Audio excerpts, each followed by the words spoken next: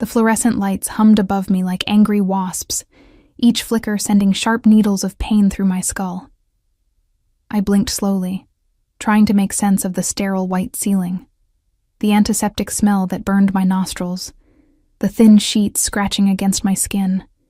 Everything felt wrong, disconnected, like I was watching my own life through a fog. Where was I? My body ached in places I didn't know could ache. My right arm throbbed beneath heavy bandages, and when I tried to move my leg, a sharp pain shot through my hip, stealing my breath. I gasped, and the sound echoed in the quiet room, too loud, too vulnerable. Easy now. A nurse appeared beside me, her face kind but tired, dark circles beneath her eyes suggesting a long shift. You've been in an accident, sweetheart. A car hit you on Fifth Avenue. You're lucky to be alive. Lucky. The word tasted bitter on my tongue. I wasn't lucky. I was never lucky. Lucky people didn't work 3 jobs to pay for a cramped studio apartment with water stains on the ceiling. Lucky people didn't skip meals so they could afford to keep the electricity on. Lucky people didn't get hit by cars while rushing to their night shift at the diner because the bus was late, and Mr. Peterson threatened to fire anyone who showed up late again. How long? My voice came out raspy, broken. 2 days. You've been unconscious for 2 days. She adjusted my IV with practiced efficiency. The doctor will be in soon to check on you. We ran some tests while you were out. Standard procedure. Tests. My stomach twisted. Tests meant money. Money I didn't have. I can't afford... I started. But she shook her head, a strange expression crossing her face. It's been taken care of, she said quietly, almost nervously. Everything. Your bills, your treatment, everything. The fog in my brain thickened. What? By who? But she was already moving toward the door, her steps quick, almost hurried. The doctor will explain everything. Just rest. Rest. As if I could rest with this knot of anxiety twisting tighter in my chest. I turned my head, slowly, because even that small movement made the room spin, and noticed for the first time that this wasn't a regular hospital room. The space was too large, too private. Real art hung on the walls instead of cheap prints. A leather chair sat in the corner, expensive and out of place. Through the window, I could see the city sprawled below, too far below for a standard floor. Something was very wrong. The door opened again, and this time it was a doctor, his white coat pristine, his expression professionally neutral. But behind him stood a man in a dark suit, his presence filling the doorway like a shadow. Not the doctor's shadow, something else entirely. Miss Reeves, the doctor said, pulling my attention back. I'm Dr. Morrison. How are you feeling? Like I got hit by a car, I managed, trying to inject some humor into the situation. But it fell flat. He smiled sympathetically and pulled up my chart on a tablet.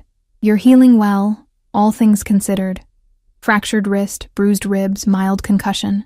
You were very fortunate. That word again. Fortunate. But there's something else we need to discuss. He glanced at the man in the doorway, who remained perfectly still, and I felt the temperature in the room drop several degrees. During our examination, we performed a routine ultrasound to check for internal injuries. My heart began to pound, a sick feeling spreading through my stomach. Miss Reeves, you're pregnant, approximately 8 weeks. The words hit me harder than the car had. Pregnant? No.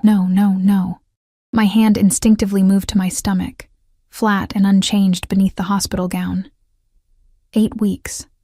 I counted backward, my mind racing, landing on a night I'd been trying desperately to forget. Marcus. His promises, his lies, the way he'd disappeared the morning after with my grandmother's necklace, the only thing of value I owned, and $300 I'd saved for rent. That's impossible, I whispered. But even as I said it, I knew it wasn't. The exhaustion I'd blamed on working too much. The nausea I'd attributed to skipping meals. The way my uniform had felt tighter around my waist. God, I was so stupid. I need to go.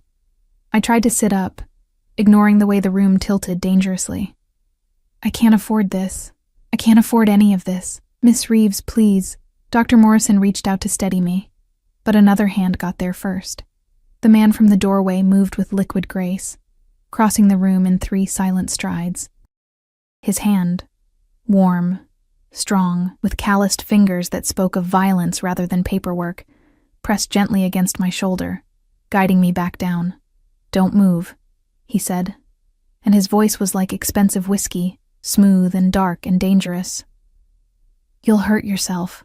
I looked up at him for the first time, really looked, and my breath caught in my throat. He was beautiful in the way that storms are beautiful, powerful, destructive, mesmerizing. Dark hair swept back from a face that could have been carved from marble, all sharp angles and strong lines. His suit was black, perfectly tailored, probably worth more than everything I'd ever owned combined, but it was his eyes that trapped me. Dark, intelligent, predatory eyes that seemed to see straight through my skin to every secret I'd ever kept. A thin scar ran along his jaw. A mark of violence survived. The scent of him washed over me, expensive cologne layered over something else, something darker. Gunpowder, maybe. Leather. Danger. "Who are you?" The question came out barely above a whisper.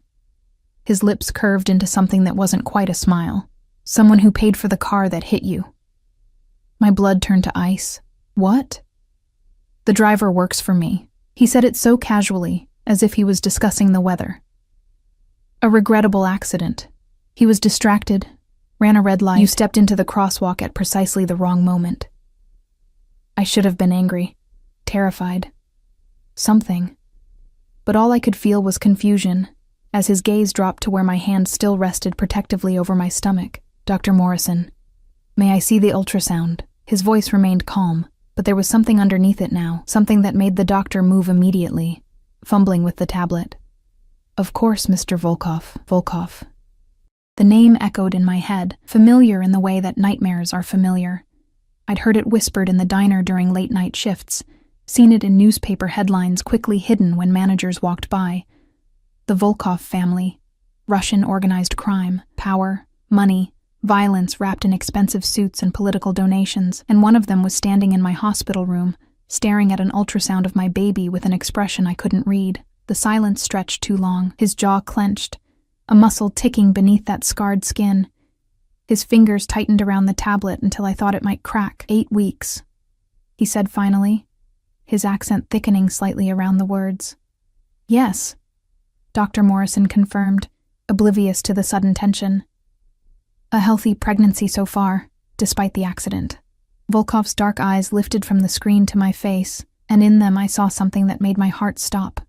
Recognition. "What's the father's name?" His voice was too quiet, too controlled. I swallowed hard. "I don't see how that's any of your business." "His name." Not a question anymore. A command. "Marcus," I whispered, hating how small my voice sounded. "Marcus Chen." Something dangerous flickered across his face. He handed the tablet back to Dr. Morrison without looking away from me. "Leave us." "Mr. Volkov, I really should." "Now." The doctor left so fast he nearly tripped over his own feet. We were alone. Volkov moved closer, and I pressed back into the pillows, my heart hammering against my ribs. He reached out slowly, as if approaching a frightened animal, and his fingers brushed against my cheek with unexpected gentleness. "Marcus Chen," he repeated, and now I could hear the fury beneath the calm. Mid-20s, works the docks, fancies himself a player in a game far above his level. "How do you—" He stole from me. The words were ice. 3 weeks ago, someone skimmed 200,000 from a shipment. Traced it back to Chen. Been looking for him ever since. His thumb traced along my jaw, and I shivered. Imagine my surprise when my driver hits a woman. I come to handle the situation personally and find out she's carrying the child of a dead man walking. Dead man walking. Oh, God. "He left," I said quickly, desperately. "After that night, he left. I don't know where he is. I swear." "I know you don't."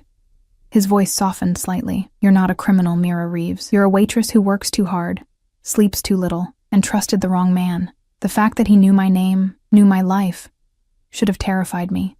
It did terrify me, but I was too exhausted, too overwhelmed, too pregnant to properly process the nightmare I'd stumbled into. "What do you want from me?" He was quiet for a long moment, his eyes searching my face as if looking for something specific.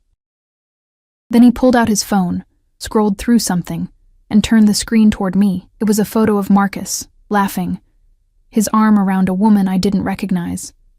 She was beautiful, tall, elegant, everything I wasn't, and she was very, very pregnant.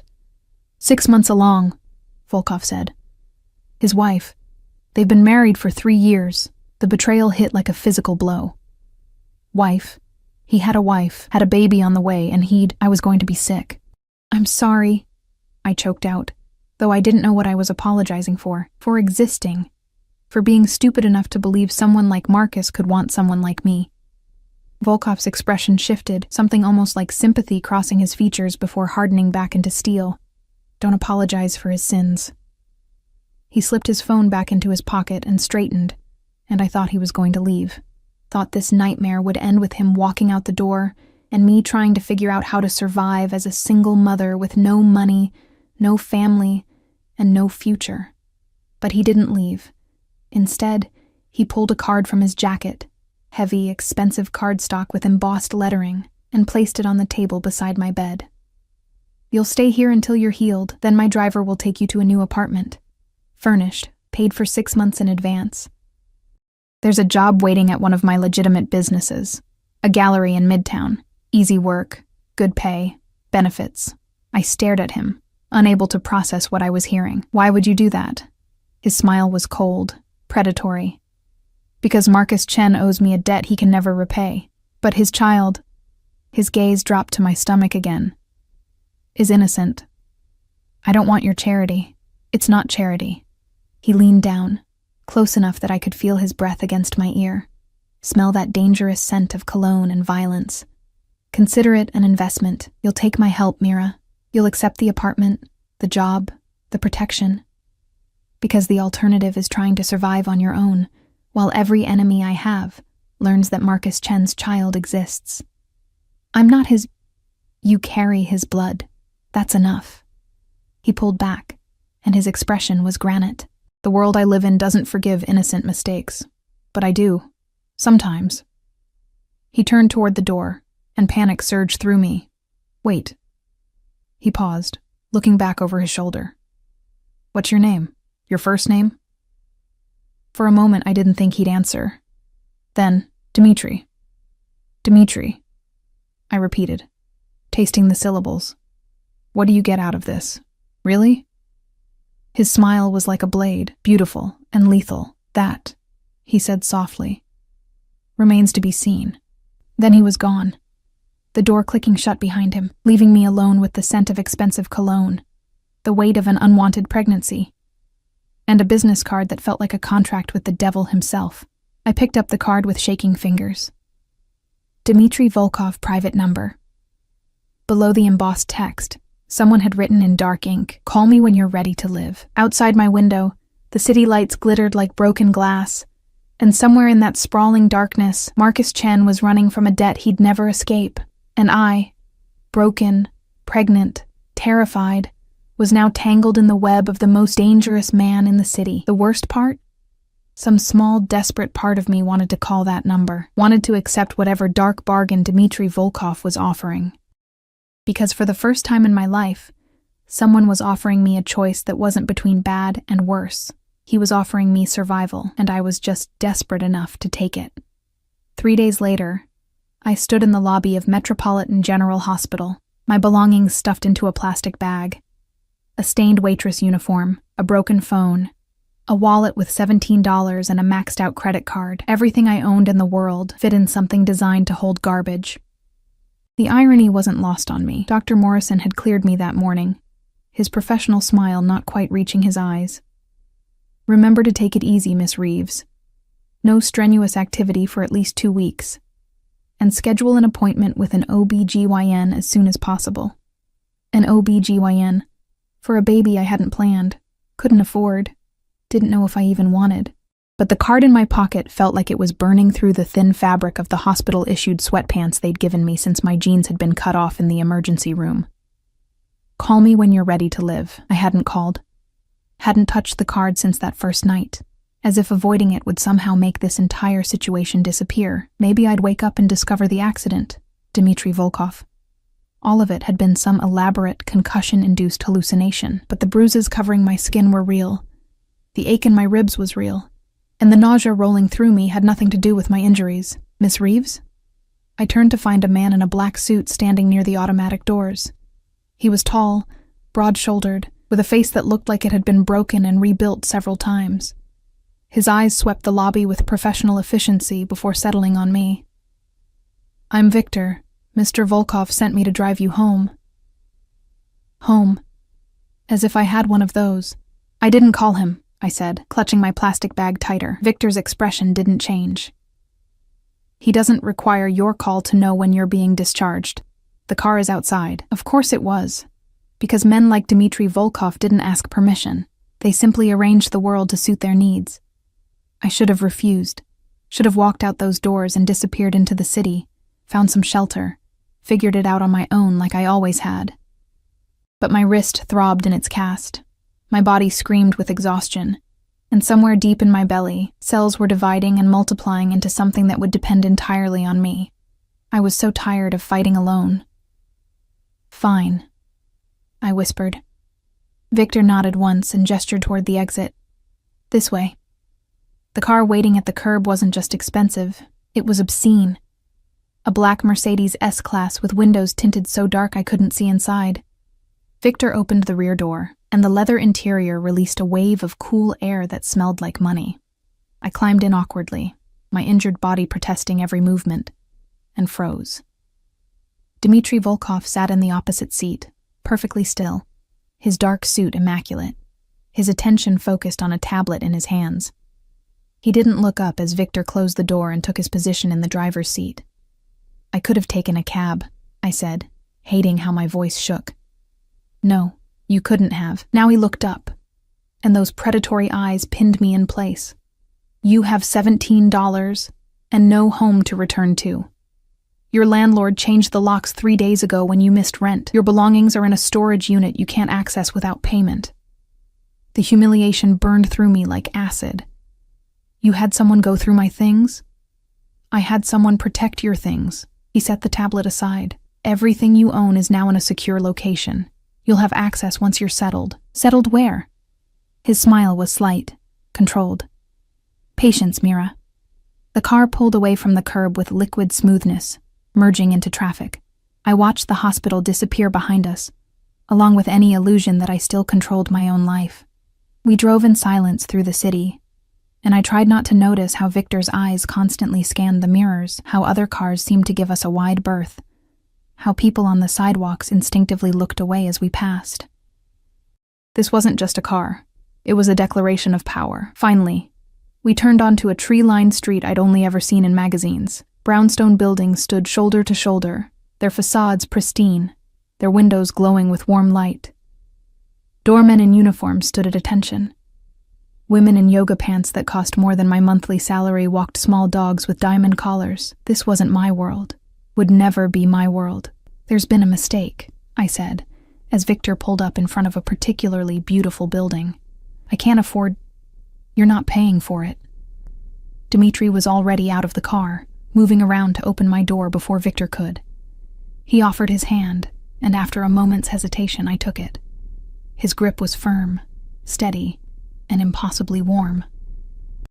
He helped me out carefully, aware of my injuries in a way that should have been comforting, but instead felt like being studied by a predator deciding where to bite.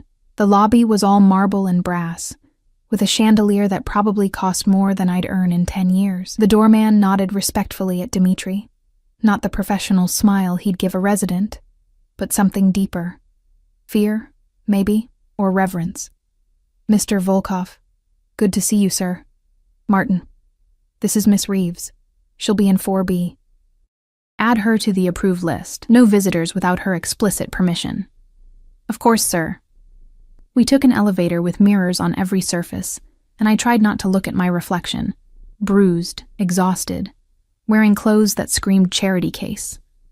Next to Dimitri's polished perfection, I looked like something the city had chewed up and spit out, which I supposed was exactly what I was. The elevator opened directly into an apartment, and I stepped out into a space that stole what little breath I had left. Floor-to-ceiling windows offered a view of the city that belonged in movies, not real life. The furniture was modern but comfortable, all soft grays and creams. Real art hung on the walls. The kitchen gleamed with appliances I didn't know how to use. Through an open door, I could see a bedroom with a bed so large it looked like an island. "This is insane," I whispered. Dimitri moved past me, checking the windows with practiced efficiency, his body language shifting into something more alert. "The building has excellent security. Victor will be assigned to you, along with 2 others who will rotate shifts. You won't see them unless necessary, but they'll be close." "I don't need bodyguards." He turned to face me, and his expression was granite. "Marcus Chen stole from me. When my people find him, and they will, he'll try to bargain. The only leverage he has is you and that child." My hand moved instinctively to my stomach. "He doesn't even know I'm pregnant. He will." Dimitri closed the distance between us in 2 strides. "Men like him always find out, and when he does, he'll either try to use you as a shield or sell you to my enemies as a prize. Either way, you need protection. I'm nothing to you. Why do you even care?" His jaw clenched, that muscle ticking again. For a long moment, he just stared at me, something dark and complicated moving behind his eyes. Then he reached out and traced a finger along the bruise on my cheekbone, so gently I barely felt it. "You want the truth?" His voice was low, dangerous. "That ultrasound. The timing. 8 weeks ago, Marcus was still working for me, still in my territory, under my protection. Which means he got you pregnant while under my roof, then stole from me and ran, leaving you to face the consequences alone. That's not your fault. In my world, everything that happens in my territory is my responsibility." His fingers moved from my cheek to my jaw, tilting my face up to meet his gaze. "He dishonored you under my protection. That makes it my problem to fix. I'm not a problem that needs fixing." His smile was sharp enough to cut. "No. You're something far more complicated than that." He pulled away, moving toward the door, and panic fluttered in my chest. I didn't want him here. Didn't want to feel this strange pull toward someone so dangerous, but I also didn't want to be alone in this beautiful cage. "There's a phone on the counter," he said without looking back. "My number is programmed. Food will be delivered 3 times a day. The gallery job starts when you're ready, no rush. A doctor will visit tomorrow to check on you and the baby. Dimitri..." He paused at the elevator, his hand on the button.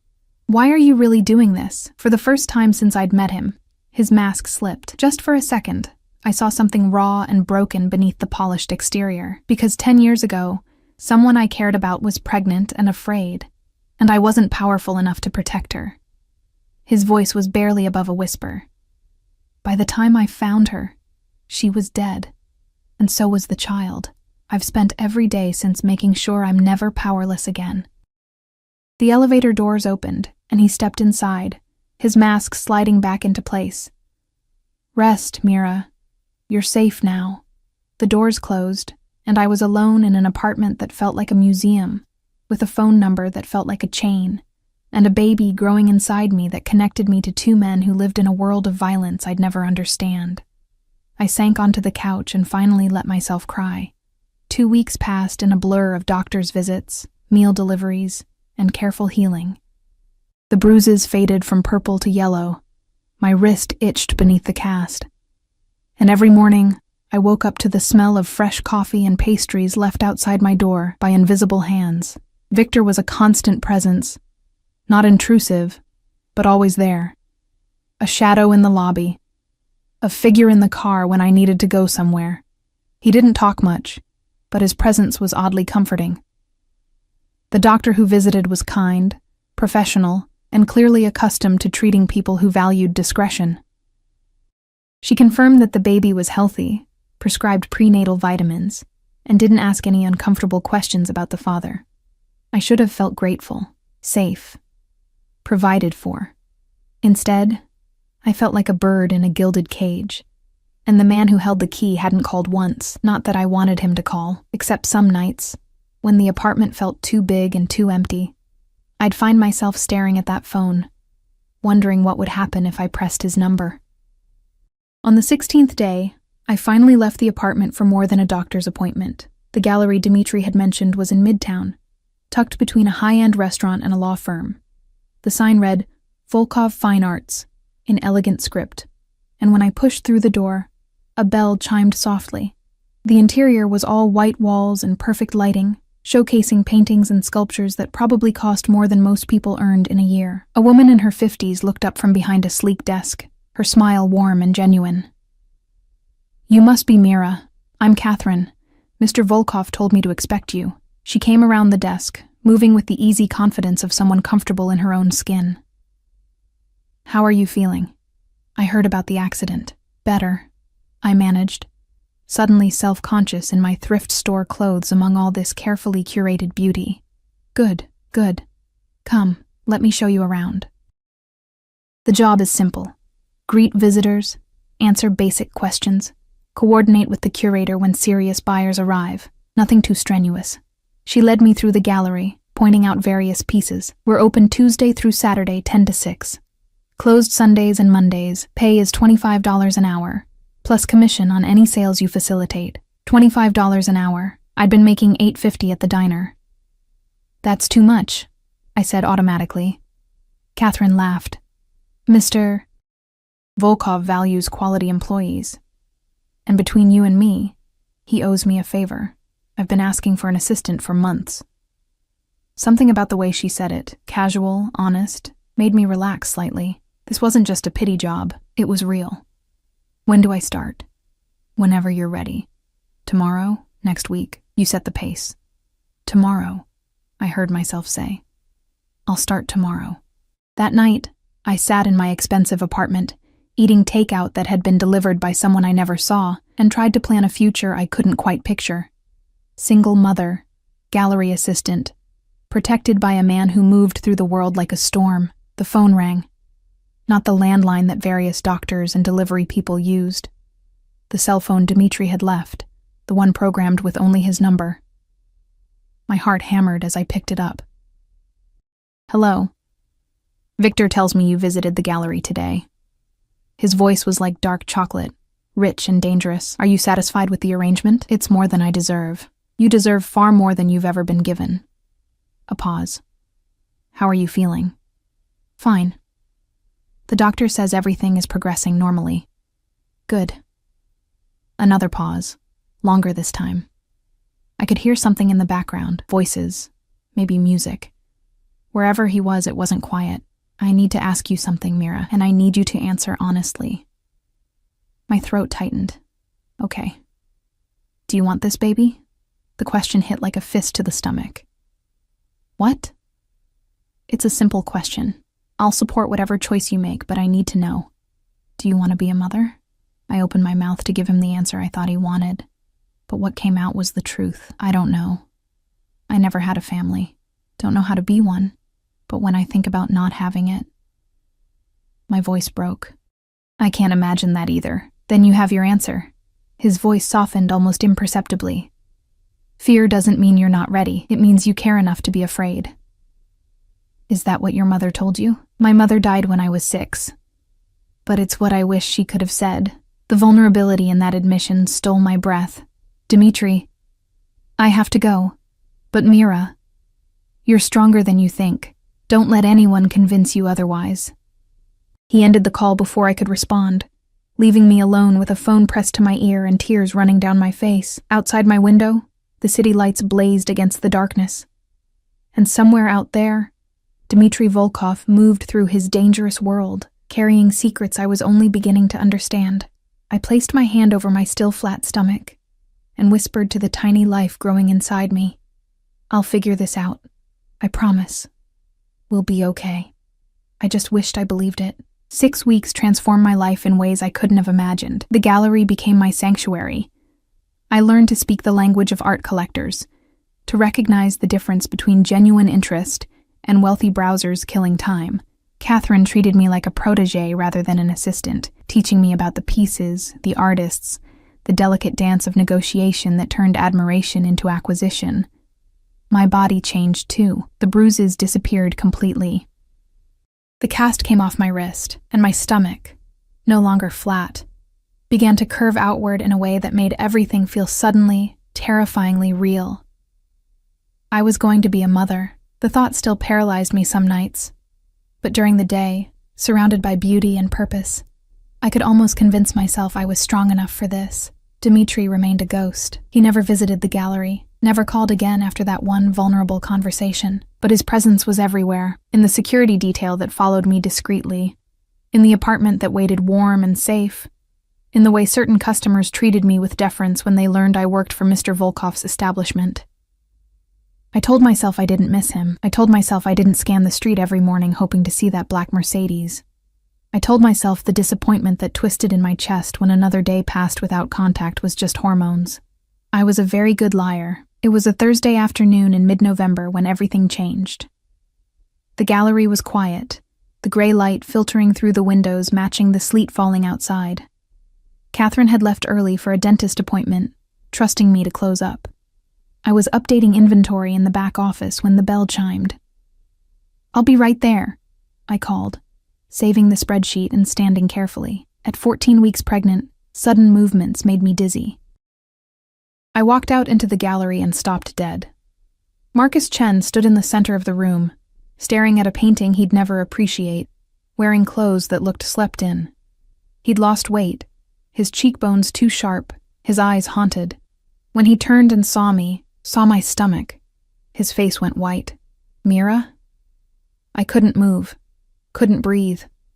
My hand instinctively covered the small bump as if I could hide it. "What are you doing here?" My voice came out steady, which was a miracle considering my heart was trying to break through my ribs. I didn't know where else to go. He took a step toward me, and I took one back. He noticed, and something like pain crossed his face. "I heard you were working here. I just wanted to see you, to explain." "Explain what? That you're married? That you stole from me and disappeared? That you took the only thing of value I owned and left me with nothing?" The words poured out like poison. "Which part needs explaining, Marcus?" "All of it. None of it." He ran a hand through his hair, and I noticed his fingers trembling. "I never meant to hurt you. That night it was real. You were real. But I was in so much trouble, Mira. These people I owed money to, they were going to kill me. I needed cash fast, and I thought, you thought you'd rob the woman you slept with." I laughed, but it sounded broken. "Very chivalrous. I didn't know about the baby. How could you? You were gone before sunrise." His eyes dropped to my stomach again, and something desperate moved across his face. "Is it mine?" The question felt like a slap. Who else's would it be? "I don't know. I heard you were working for the Volkovs now, living in one of Dmitri's buildings." "People talk, Mira. People say a lot of things." I cut him off, my voice ice. "Most of it's lies. But yes, Marcus, it's yours. Biologically, anyway. In every way that matters, this baby has nothing to do with you." He moved closer, and this time I couldn't back up. The desk pressed against my spine. "Let me help. Let me be there for you. For the baby. I made mistakes, but I can fix this. We can be a family. You have a family." The words tasted like ash. "A wife. Another baby on the way." "That's complicated." "No, it's really not." I tried to step around him, but he caught my arm. Not hard enough to hurt, but firm enough to stop me. "Let go. Mira, please. Listen to me. The people I stole from, they're not going to stop looking. And if they find out about you, about the baby, they already know." The voice came from the gallery entrance, cold and lethal. Dmitri stood in the doorway, and the temperature in the room dropped 10 degrees. He looked different than I remembered, sharper, harder, like a blade fresh from the forge. His black coat was spotted with sleet, his hair slightly disheveled, but his eyes were what stopped my heart. Dark, focused, burning with barely contained rage. Behind him, Victor materialized like a shadow, his hand resting casually inside his jacket where I knew he kept a gun. Marcus's grip on my arm loosened, and he stepped back, his face draining of color. "Mr. Volkov, I was just touching something that doesn't belong to you." Dmitri moved into the gallery with that liquid grace, and I noticed Marcus actually trembled. "That seems to be a pattern with you, Chen. I wasn't going to hurt her. I just wanted to talk. And now you've talked." Dmitri stopped 3 feet away, and the space between them crackled with violence. "Leave. If I ever see you near her again, if I even hear your name in the same sentence as hers, I'll forget that she's asked me to show mercy." Marcus's eyes snapped to mine. "You asked him. I didn't want you dead," I said quietly. "That doesn't mean I want you here." Something broke behind Marcus's eyes. For just a second, I saw the man I thought I'd known. Scared, desperate, human. Then he straightened, trying to salvage some dignity. "Fine, I'll go. But Mira, if you ever need anything, she won't." Dimitri's voice could have cut glass. "Victor will escort you out. If you're smart, you'll leave the city tonight.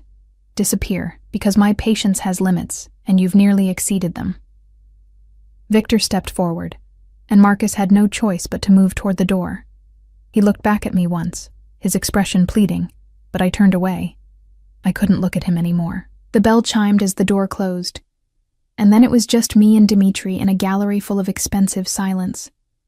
"Are you hurt?" His voice had changed, losing that lethal edge. "No, he didn't. He just grabbed my arm." Dmitri was beside me in an instant, his fingers gently lifting my sleeve to check for bruises. His touch was careful, clinical, but my skin burned where he made contact. "I should have killed him months ago," he said softly, almost to himself. "I'm glad you didn't." He looked up, and our faces were suddenly too close. Close enough that I could see flecks of gold in his dark eyes, close enough to smell his cologne mixed with winter air. "Why?" The word was barely a whisper. "He hurt you, used you, left you alone, because killing him wouldn't change any of that." I pulled my arm back, needing distance from his intensity. "It would just make you the same as him." His laugh was bitter. "Mira, I am so much worse than Marcus Chen could ever dream of being. I don't believe that."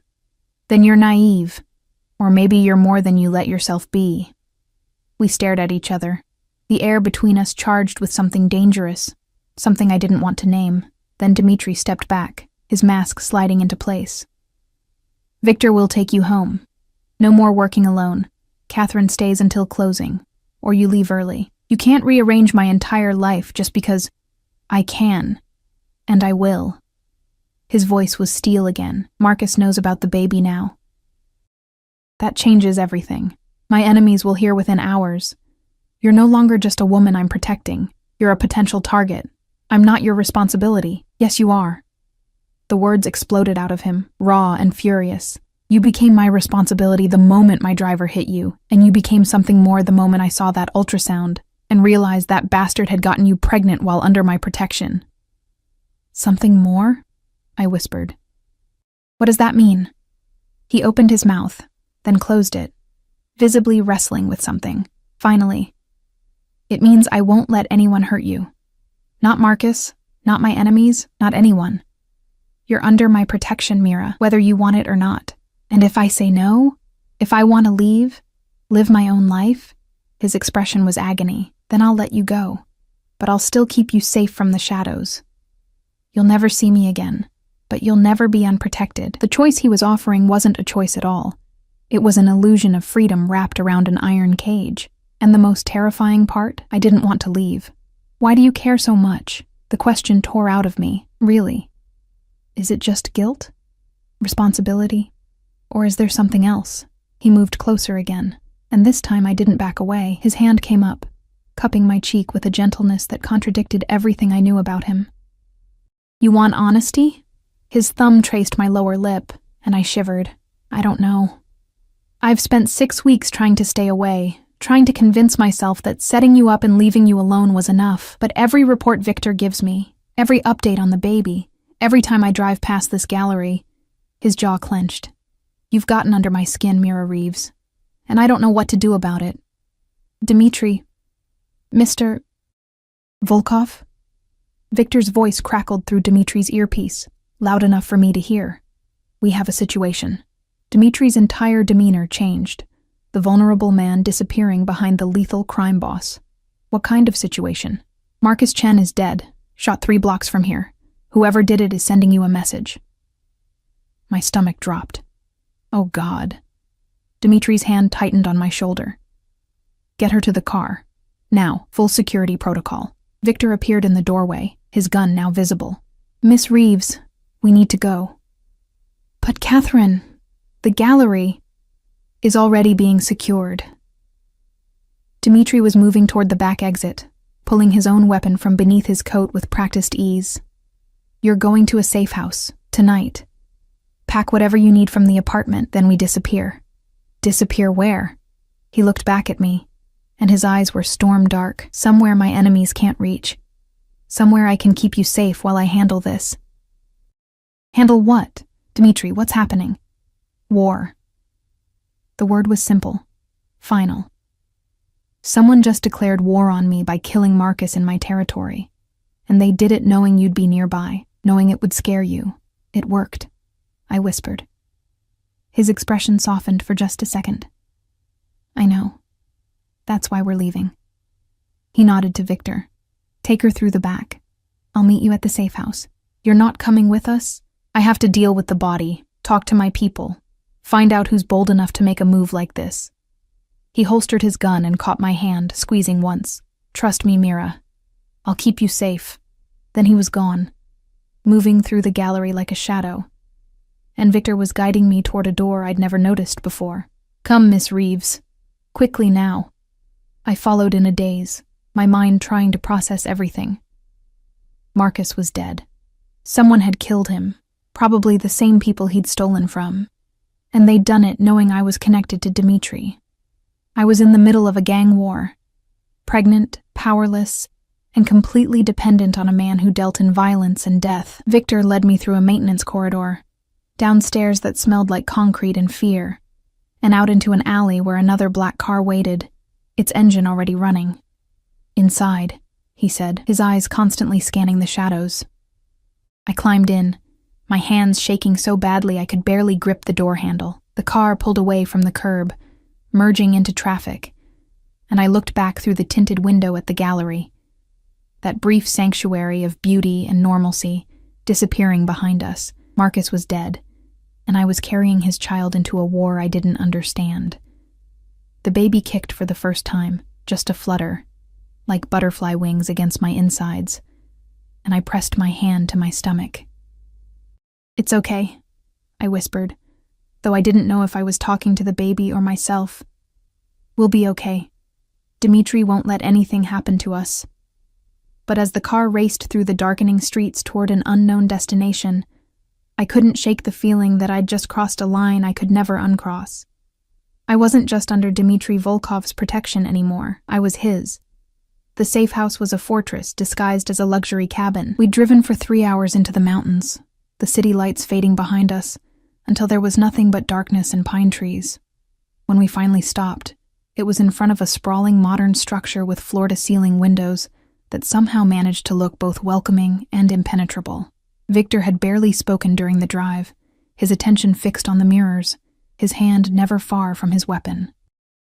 2 other cars had followed us, more security, more shadows with guns and grim expressions. I was exhausted, terrified, and the baby wouldn't stop moving, as if it could sense my fear. This way, Miss Reeves. Victor guided me up stone steps to a heavy door that required both a key code and a fingerprint. The level of security should have made me feel safer. It didn't. Inside, the cabin was all exposed wood beams and expensive furniture, a fire already crackling in a stone fireplace large enough to stand in. The kitchen was stocked, the lights were on, and someone had left fresh flowers on the dining table. How long had Dmitri been planning this?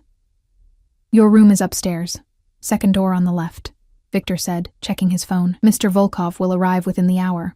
Until then, I'll be stationed outside your door. 2 men patrol the perimeter, 2 more watch the road. You're safe here. Safe. That word was losing all meaning. Victor? I caught his arm before he could leave. Marcus, his wife, his baby, do they know? Something almost like sympathy crossed his scarred face. Mr. Volkov will handle it. The family will be compensated, protected. It's not your concern. A man died today, a man whose child I'm carrying. It is my concern. With respect, Miss Reeves, Marcus Chen made choices that led to his death. You didn't pull the trigger. He gently extracted his arm from my grip. Rest. You look exhausted. He left before I could argue, his footsteps heavy on the hardwood floor. I climbed the stairs slowly, my body aching with a fatigue that went bone deep. The bedroom was beautiful, king-sized bed with soft white linens. Another fireplace, a bathroom with a tub large enough to swim in. Someone had already brought my clothes from the apartment, hanging them in the closet alongside new items with tags still attached. Maternity clothes, expensive ones. I sat on the edge of the bed and finally let the tears come. Marcus was dead. Killed because he'd stolen from the wrong people, slept with the wrong woman, existed in a world that didn't forgive mistakes. And his baby, my baby, would grow up never knowing its father, only knowing that he'd died violently in the streets while running from his sins. What kind of life was I bringing this child into? A sound from downstairs, the door opening, low voices conferring, made me freeze. Then footsteps on the stairs, measured and purposeful. Dmitri appeared in the doorway, and my breath caught. He looked like he'd been through hell. His coat was gone, his shirt untucked, blood spattering his white cuffs, but it was his eyes that held me. Dark, haunted, burning with something I couldn't name. You're hurt, I said, standing on instinct. It's not my blood.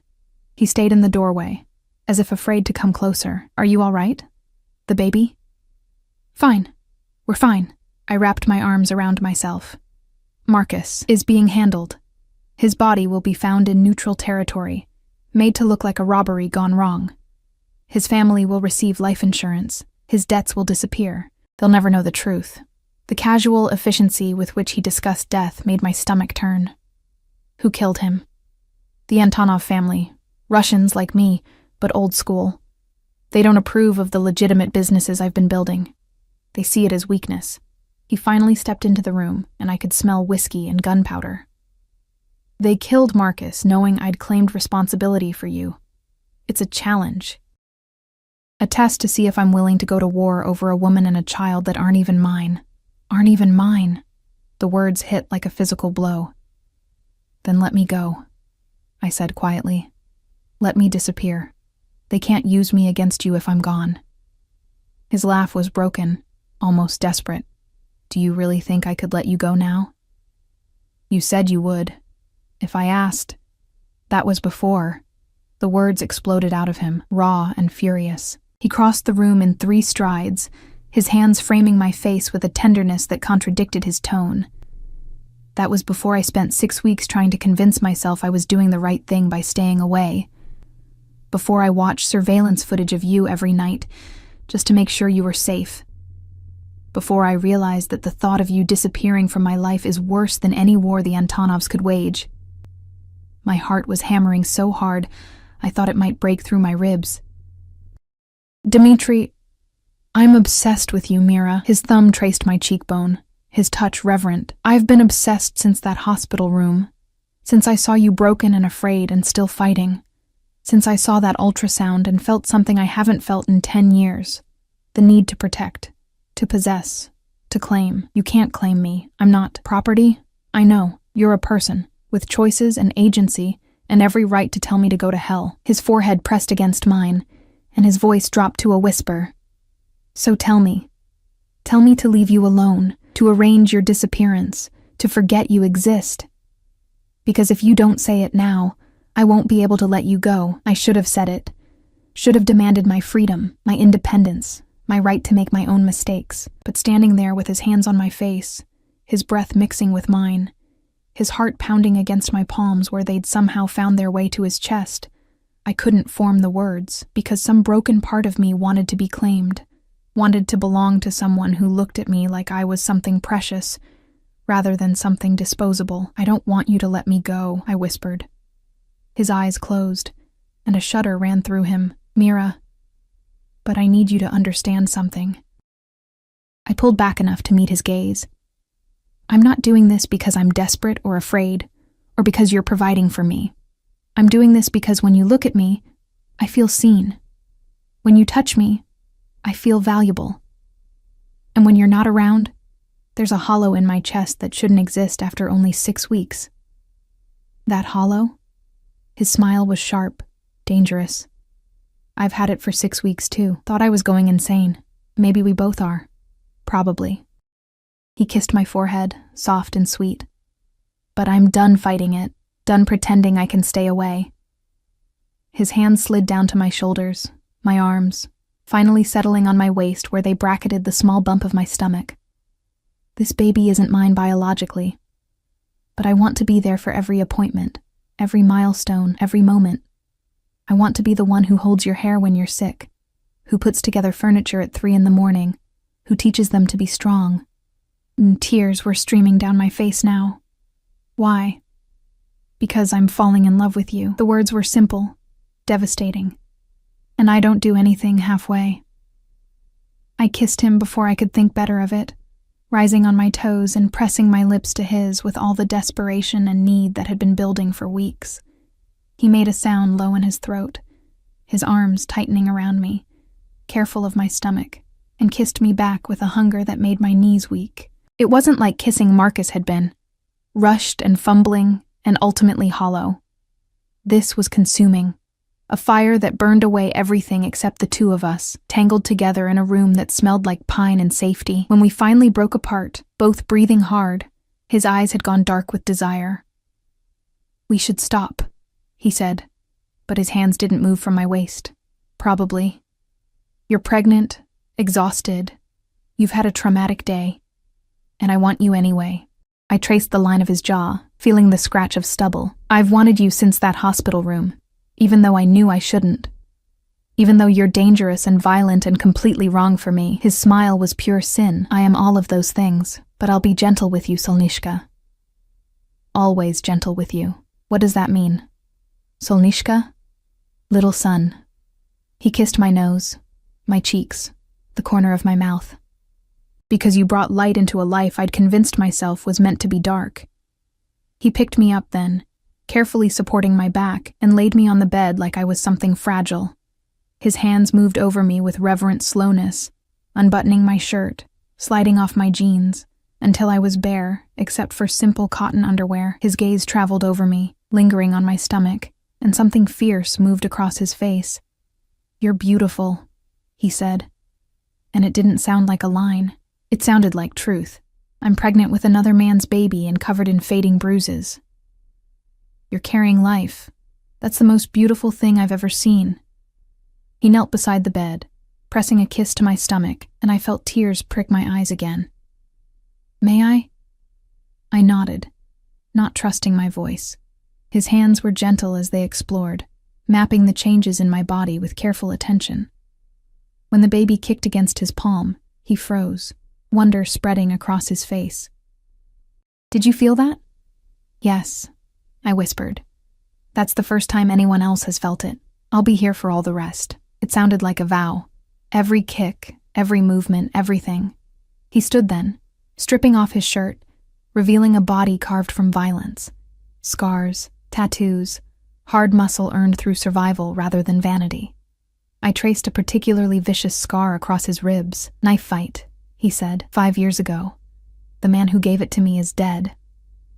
Does it hurt? Not anymore. He caught my hand, pressing it to his chest where his heart thundered. This hurts more, wanting you. Knowing I could lose you. You won't lose me. You can't promise that. My world. Then we'll navigate it together. I pulled him down to me, needing his weight, his warmth. No more staying away, no more pretending. If we're doing this, we're doing it completely. His kiss was answer enough. We made love slowly, carefully, his attention fixed on my comfort and pleasure. He worshipped every inch of my changing body, whispered words in Russian that sounded like poetry, and when I finally came apart in his arms, he held me like I was something sacred. Afterward, we lay tangled together, the fire casting shadows on the walls. And I felt something I hadn't felt in years. Safe, cherished. Home. "I need to tell you something," Dmitri said quietly, his fingers tracing patterns on my hip. "About the war that's coming." The peace shattered slightly. "Okay." "The Antonovs won't stop with Marcus. They'll escalate, try to draw me out. There will be violence, possibly a lot of it. I'll do everything in my power to keep you separate from it, but you need to be prepared." "Prepared how?" "Victor will teach you to shoot, basic self-defense, how to recognize threats." He pulled me closer. "I pray you'll never need those skills, but I won't leave you defenseless." The idea of holding a gun made me nauseous. But he was right. I couldn't stay ignorant in his world. "Will you kill them? The Antonovs?" "If necessary. No hesitation, no remorse. To protect you and the baby, I'd burn the entire city down." I should have been horrified, should have been running for the door. Instead, I pressed closer to his warmth and whispered, "Then we make sure it doesn't come to that." "We?" "You said we're in this together. That means I don't sit in a safe house while you fight alone." His arms tightened almost painfully. "You're not fighting anything except growing that baby. That's your only job. Dmitri." "No." Steel in his voice now. "This isn't negotiable. You stay safe. You stay hidden. You let me handle the darkness so you can stay in the light." I wanted to argue, but exhaustion was pulling at me, and the baby was finally still, lulled by whatever hormones my body had produced during our lovemaking. "Promise me something," I murmured, already half asleep. "Anything. Promise you'll come back, every time, no matter what." His kiss pressed against my hair was soft as a prayer. "I promise, Solnishka. Always." I fell asleep in his arms, protected by a monster who loved me, carrying a child who would be born into violence, and somehow, impossibly, feeling like everything might actually be okay. Outside, men with guns patrolled the perimeter. The Antonov family planned their next move. And somewhere in the city, Marcus Chen's blood stained the pavement, a warning of the war to come. But in that moment, wrapped in Dmitri's embrace, I allowed myself to believe in the illusion of safety. It was the last peaceful night we'd have for a long time. 3 months changed everything. Winter settled over the mountains with brutal efficiency, turning the world into a snow-covered fortress. Inside the safe house, I grew larger, rounder, my body transforming into something I barely recognized. The baby moved constantly now, rolls and kicks that Dmitri would feel with his hand pressed to my stomach. Wonder lighting his dangerous eyes, the war he'd predicted came swiftly and viciously. I knew because he'd come back bleeding twice. Once with a bullet graze across his shoulder that he'd dismissed as nothing serious. Another time with bruised ribs and split knuckles that told stories he wouldn't share. But he always came back, always kept his promise. Victor taught me to shoot, his patience infinite as I learned to handle a gun with shaking hands. "You're a natural," he'd said after I'd hit 3 targets in a row. "Good instincts." I hated that I was good at it, hated that violence came so easily when my baby's life depended on it. Catherine visited twice, bringing books and gossip from the gallery, carefully avoiding any mention of the bodies that were turning up in the city. But I could see it in her eyes, the worry, the fear that one day Dmitri wouldn't come back. I felt it too, every time he left, every time I heard cars approaching, every time his phone rang in the middle of the night. It was early February when everything came to a head. I was 7 months pregnant, moving slowly through the cabin with one hand pressed to my aching back, when Dmitri burst through the door with an urgency that made my blood freeze. "Pack a bag. Now. We're leaving." What happened? They found the safe house. Don't know how, but Antonov's men are 20 minutes out. He was already moving through the room, grabbing weapons, checking magazines. Victor's bringing the car around. We have maybe 10 minutes. My hands shook as I threw clothes into a bag. Maternity jeans, sweaters, the ultrasound pictures I kept in my nightstand. 7 months pregnant and running from men with guns. The absurdity would have been funny if it wasn't so terrifying. Where are we going? The city.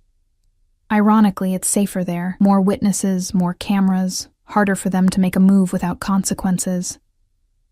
He caught my arm as I stumbled, his grip gentle despite the urgency. I'm ending this tonight, Mira, one way or another. What does that mean? His smile was cold, lethal. It means I'm tired of running, tired of hiding you away. Antonov wants war? He'll get it. Gunfire erupted outside. Dmitri shoved me toward the bathroom. Get in the tub. Stay low. Don't come out until I tell you.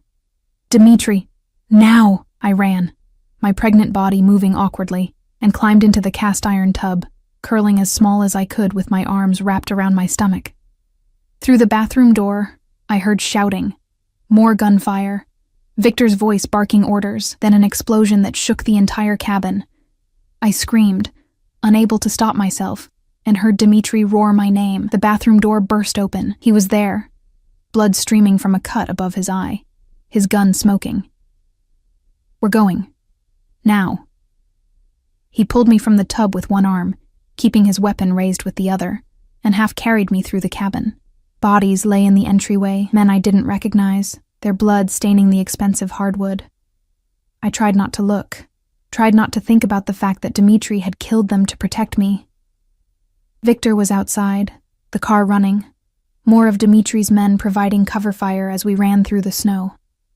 Bullets whizzed past, too close, too real, and I felt one tug at my coat sleeve. Get down!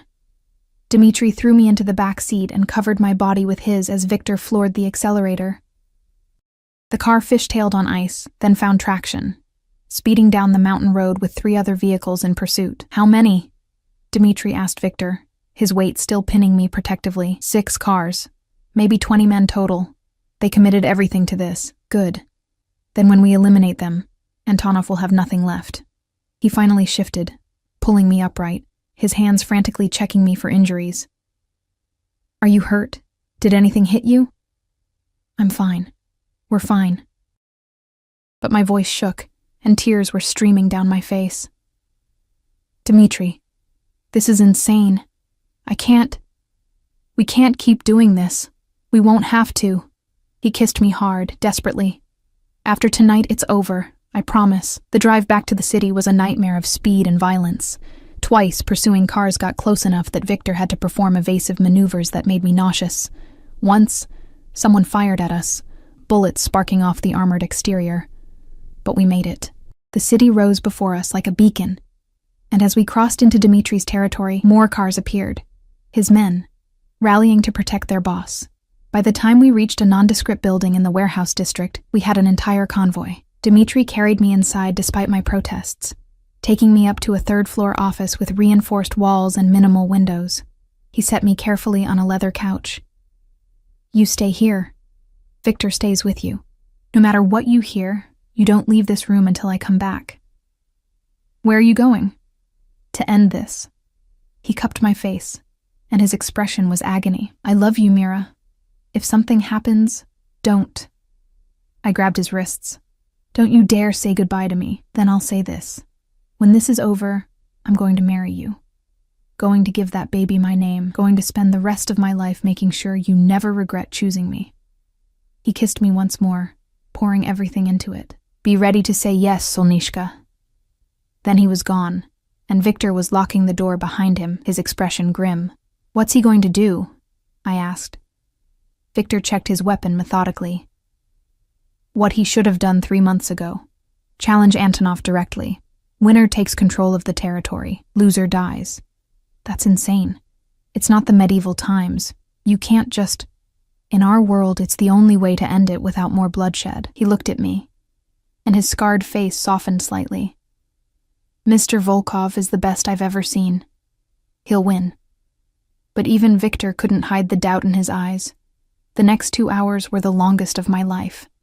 I paced the office, my hand pressed to my stomach, feeling the baby kick and roll as if it sensed my fear. Victor remained by the door, stoic and silent, his phone occasionally buzzing with updates he didn't share. Then, finally, the door opened. Dmitri stood in the doorway, and my heart stopped. He was covered in blood, his face, his hands, his clothes soaked with it. But he was walking, moving, alive. It's done, he said simply.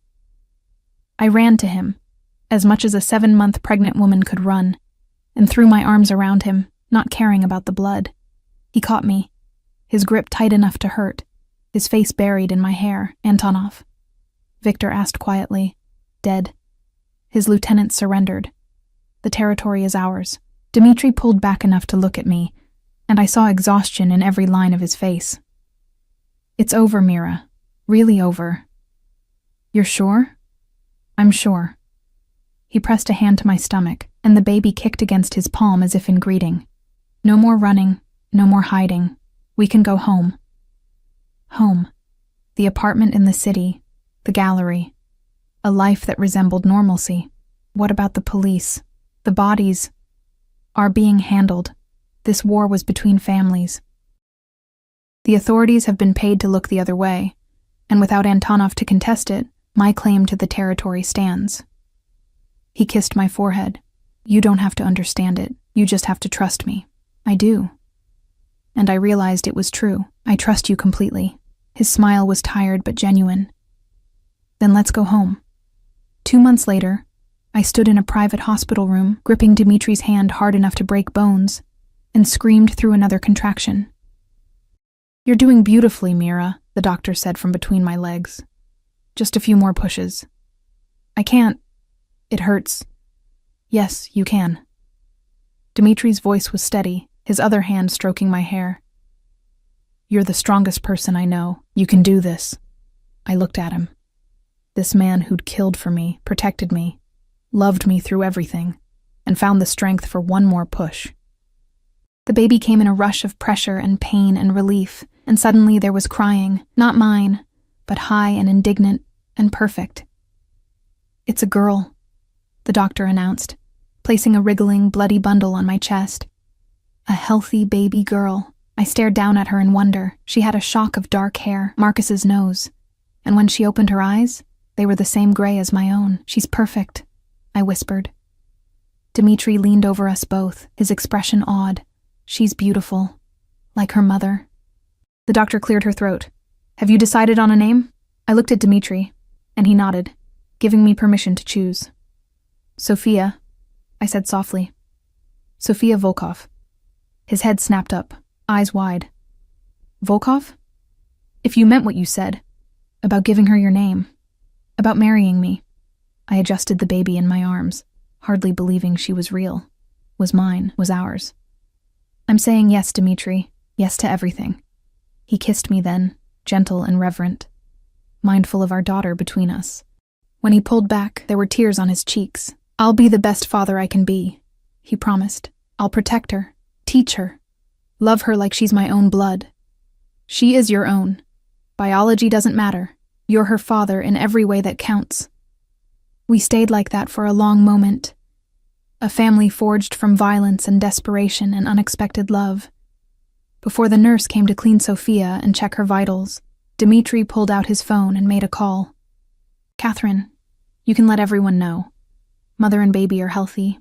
Yes, I'll send pictures. Thank you." "Everyone?" I asked. "Victor, Catherine, my business partners, the people who matter." He sat on the edge of the bed carefully and took my hand. "I want to do this right, Mira. A real wedding, not just paperwork, something beautiful, where everyone can see that you chose me and I chose you back. I don't need a big wedding, but I need to give you one." His thumb traced circles on my palm. "You've had nothing but struggle and survival your whole life. Let me give you something beautiful." How could I argue with that? "Okay," I whispered. "A wedding, but small. Just the people we love." "Deal." Sophia was brought back to us, clean and swaddled and already sleeping. Dmitri held her with surprising confidence, his large hands cradling her tiny body like she was made of glass. "Hello, Sophia," he murmured in Russian, then English. "I'm your papa, and I promise you'll never know fear the way your mother did. You'll never be hungry or cold or afraid. You'll be loved and safe and free to be whoever you want to be." Watching him with our daughter, because she was ours, had been ours from the moment he decided to protect us. I felt something settle in my chest. This was my family. Unconventional, born from chaos, protected by violence, but mine. "I love you," I said, needing him to hear it. Both of you. My whole world. Dmitri looked up, and his smile was pure happiness. And you're ours. Forever, Solnishka, no matter what comes. 6 months later, I stood in a private garden behind one of Dmitri's properties, wearing a simple white dress that accommodated my post-pregnancy body, and listened to him say vows that made me cry. Sophia slept in Catherine's arms in the front row, oblivious to the fact that her parents were making everything official. Victor stood as Dmitri's best man, looking uncomfortable in a suit without a weapon visible. And when the officiant said, "You may kiss your bride," Dmitri pulled me close and kissed me like I was his salvation. Maybe I was. Because this man, this dangerous, powerful, violent man, had saved me just as much as I'd saved him. The reception was small, but perfect. Good food, better wine, people who genuinely cared about us celebrating our improbable love story. Later, as we slow danced under string lights, Sophia passed between guests who cooed over her. Dmitri whispered in my ear, "Any regrets?" Not a single one. Even though I'm a criminal, even though my world is dark, I pulled back enough to meet his eyes. "You're my criminal. And your world isn't dark anymore, not with us in it." His smile was everything. No, not anymore. We danced until Sophia got fussy, until the guests began to leave, until it was just our small family in a garden that smelled like roses and new beginnings. This wasn't the life I'd imagined when I woke up in that hospital room, broken and afraid. It was so much better, because I'd found something I'd never had before, a place to belong, a person who saw me as more than I'd ever seen myself, and a love that had survived everything the world threw at it. Dmitri carried Sophia to the car. We were going back to the apartment, back to our life. And I followed, my heart full to bursting. "Ready to go home, Mrs. Volkov?" he asked, his eyes dancing.